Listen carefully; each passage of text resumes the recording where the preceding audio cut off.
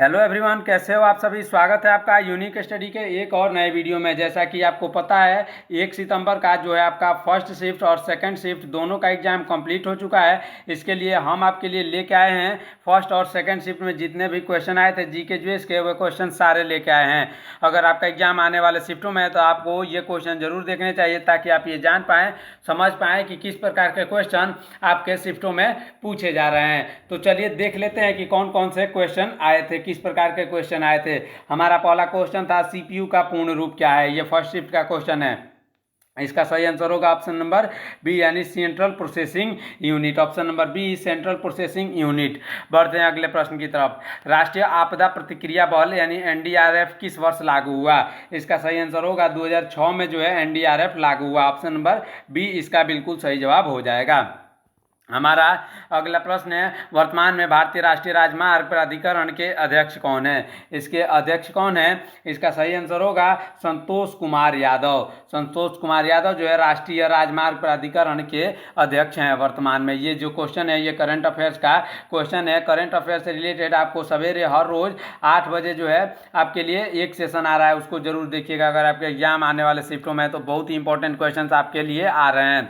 अगला प्रश्न जो है हमारा, निम्नलिखित में से किस मामले में लोक अदालत शामिल नहीं हो सकता है। लोक अदालत शामिल नहीं हो सकता है असंवैधानिक मामलों में। ऑप्शन नंबर डी इसका बिल्कुल सही जवाब हो जाएगा। ये भूमि विवाद तथा आपसी सहमति के मामलों में जो है लोक अदालत शामिल होता है, ये असंवैधानिक मामलों में शामिल नहीं होगा।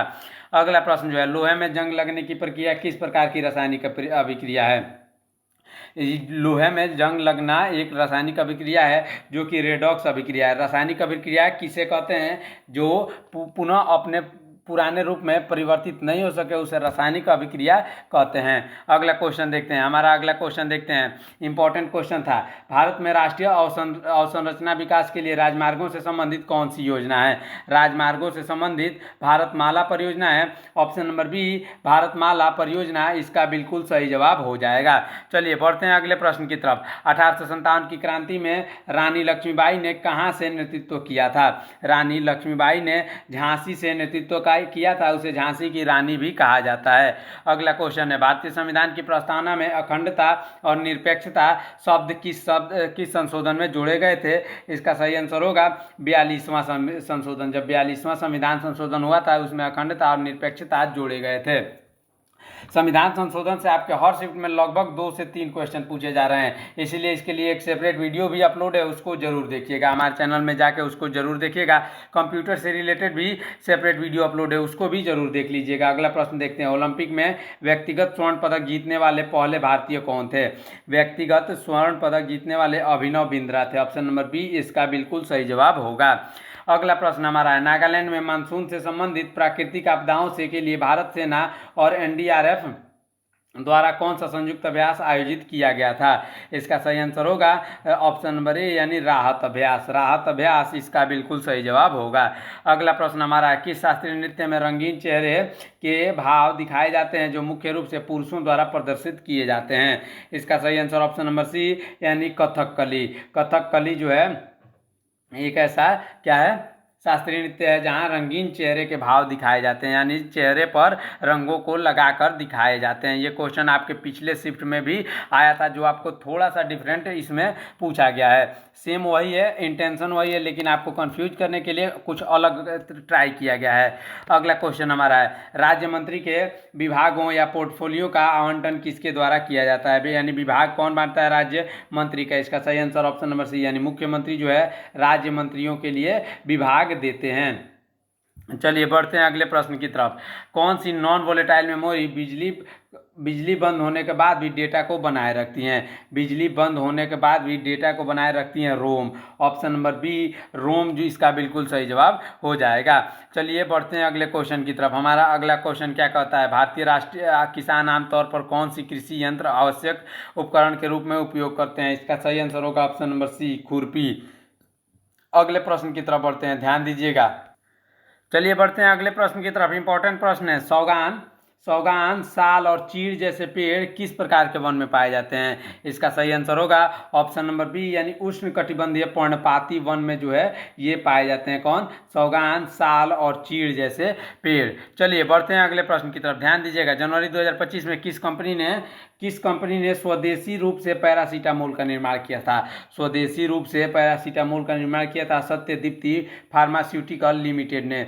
Option number B. अगला प्रश्न देखते हैं, भारत का पहला विश्व दृश्य श्रव्य मनोरंजन शिखर सम्मेलन यानी WEBS 2025 कहाँ आयोजित हुआ था? कहाँ हुआ था? इसका सही आंसर होगा ऑप्शन नंबर सी, यानी मुंबई में जो है ये आयोजित हुआ था।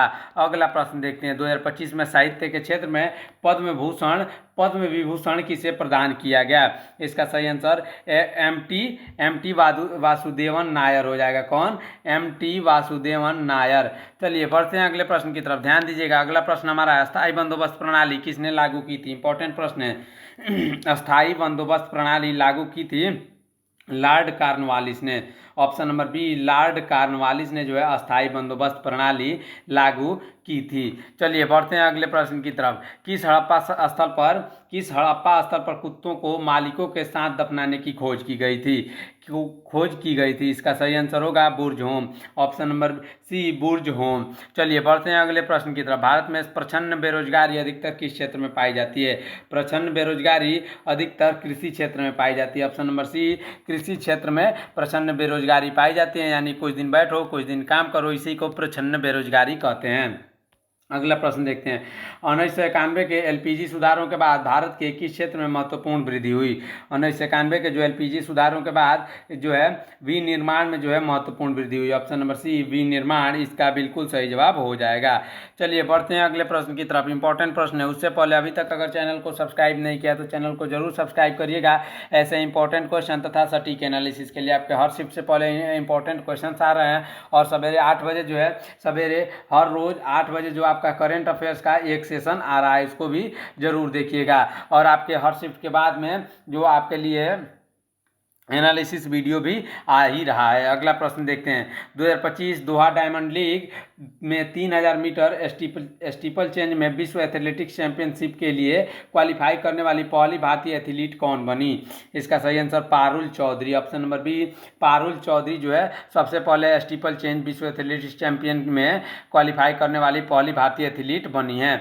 अगला प्रश्न देखते हैं, अंतर्राष्ट्रीय तिथि रेखा की डिग्री कितनी होती है? अंतर्राष्ट्रीय तिथि रेखा की डिग्री होती है 180 डिग्री। ऑप्शन नंबर सी इसका बिल्कुल सही जवाब होगा। अगला प्रश्न देखते हैं, जनवरी 2025 में किस देश ने OECD से अपना नाम वापस लिया था? किससे? OECD से अपना नाम वापस लिया। इसका सही आंसर होगा संयुक्त राज्य अमेरिका।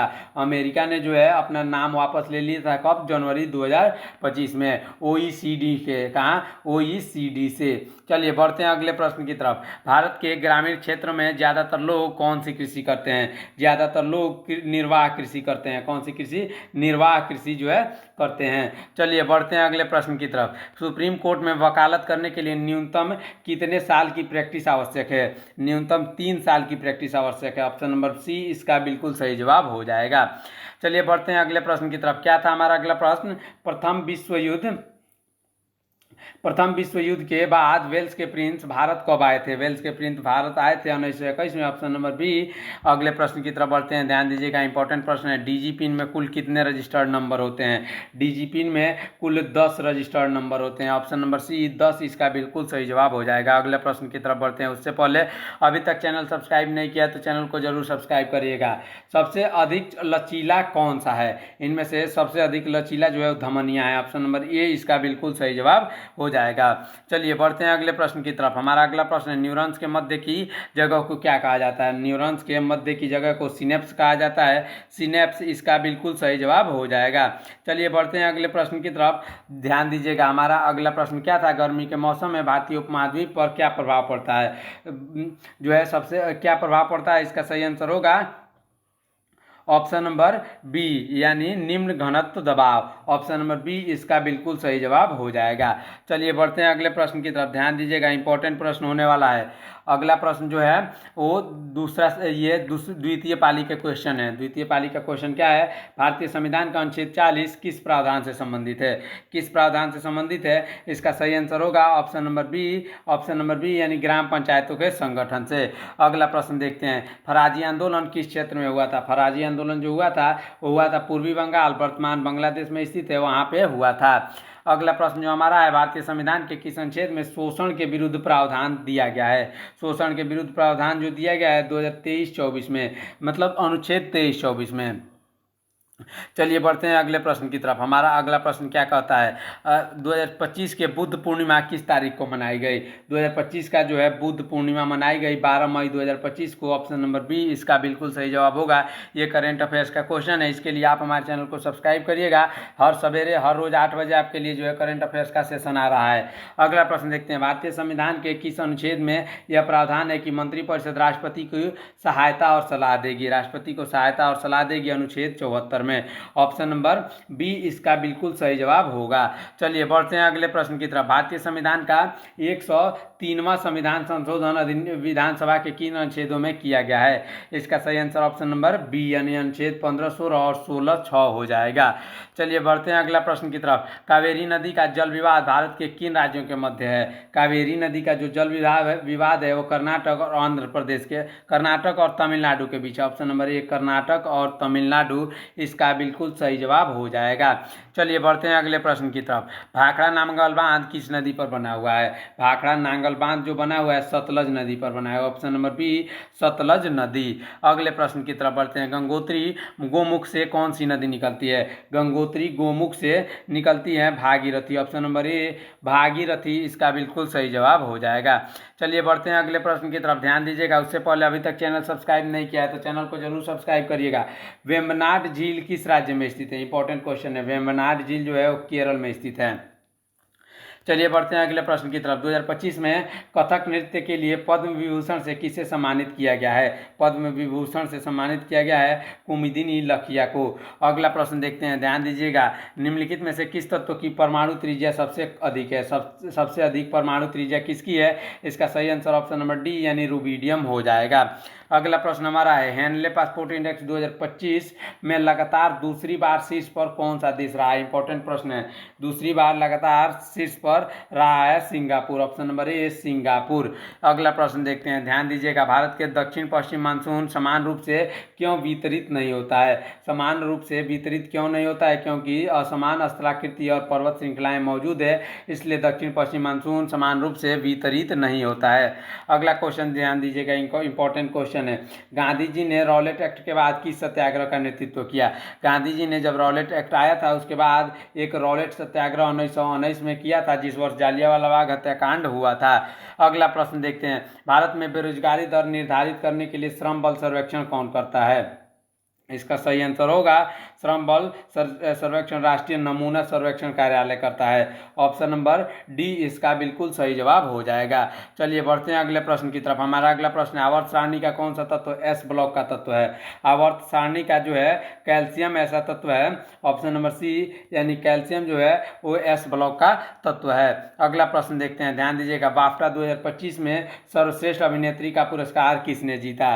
सर्वश्रेष्ठ अभिनेत्री का पुरस्कार माइकी मेडिसन ने जीता है, ऑप्शन नंबर बी इसका बिल्कुल सही जवाब हो जाएगा। चलिए बढ़ते हैं अगले प्रश्न की तरफ, ध्यान दीजिएगा, इंपॉर्टेंट प्रश्न होने वाला है, मुगल साम्राज्य का अंतिम शक्तिशाली सम्राट कौन था? मुगल साम्राज्य का अंतिम शक्तिशाली सम्राट जो था वो औरंगजेब इसका बिल्कुल सही जवाब हो जाएगा। चलिए अगला प्रश्न देखते हैं, उससे पहले अभी तक चैनल सब्सक्राइब नहीं किया है तो चैनल को जरूर सब्सक्राइब करिएगा ऐसे इंपॉर्टेंट क्वेश्चन तथा सटीक एनालिसिस के लिए, क्योंकि आपके हर शिफ्ट से पहले आपके लिए सटीक एनालिसिस जो है आपके लिए इंपॉर्टेंट क्वेश्चन आ रहे हैं, तथा ये जो है आपके शिफ्ट के बाद एनालिसिस वीडियो भी आ रहा है। साथ ही साथ आपके हर रोज जो है सवेरे 8 बजे आपके लिए करंट अफेयर्स का सेशन आ रहा है, उसको भी जरूर देखिएगा। और हाँ, आप हमारे टेलीग्राम चैनल से जरूर ज्वाइन होइएगा, जो आपको मिल जाएगा कहाँ पे, डिस्क्रिप्शन बॉक्स में, उसमें आपको जरूर ज्वाइन होना है। आप वहां से क्वेश्चन भी जरूर भेजिएगा। अगला प्रश्न देखते हैं, निम्नलिखित में इनमें से कौन सा विषय समवर्ती सूची के अंतर्गत आता है? समवर्ती सूची के अंतर्गत आता है कौन सा? ऑप्शन नंबर, इसका सही आंसर होगा ऑप्शन नंबर सी, यानी banking. Option number C banking इसका बिल्कुल सही जवाब हो जाएगा। उससे पहला हमारा क्वेश्चन था जलवायु मानचित्र किन कारकों पर आधारित है? इसका सही आंसर तापमान और वर्षा हो जाएगा। अगला प्रश्न हमारा देखते हैं, कंप्यूटर में Alt प्लस F4 का मुख्य कार्य क्या है? कंप्यूटर में Alt प्लस F4 का मुख्य कार्य है सक्रिय विंडो को बंद करना। ऑप्शन नंबर बी है, तथा साथ ही साथ उससे हम शट डाउन तथा रीस्टार्ट का ऑप्शन भी ला सकते हैं। अगला क्वेश्चन है, कंप्यूटर में F2 कुंजी का मुख्य कार्य है? F2 कुंजी का मुख्य कार्य फाइल का नाम बदलना है, रीनेम करना है। इसे ही कंप्यूटर से रिलेटेड हमने 100 प्लस क्वेश्चन आपको एक ही वीडियो में आपके लिए अपलोड कर रखा है, जिसका लिंक आपको जो है डिस्क्रिप्शन में मिल जाएगा, और चैनल में जाके आप उसको जरूर देख लीजिएगा। बहुत ही इंपॉर्टेंट क्वेश्चन हम आपके लिए उसमें लेके आए हैं, जो कि सारे जो है कंप्यूटर से रिलेटेड क्वेश्चन होने वाले हैं। अगला प्रश्न देखते हैं, हाल ही में महिलाओं की सुरक्षा और निगरानी के लिए किस राज्य ने प्रदेश ने शिष्टाचार ऐप लॉन्च किया है? इसका सही आंसर होगा ऑप्शन नंबर बी, यानी दिल्ली ने। ऑप्शन नंबर बी इसका बिल्कुल सही जवाब होगा।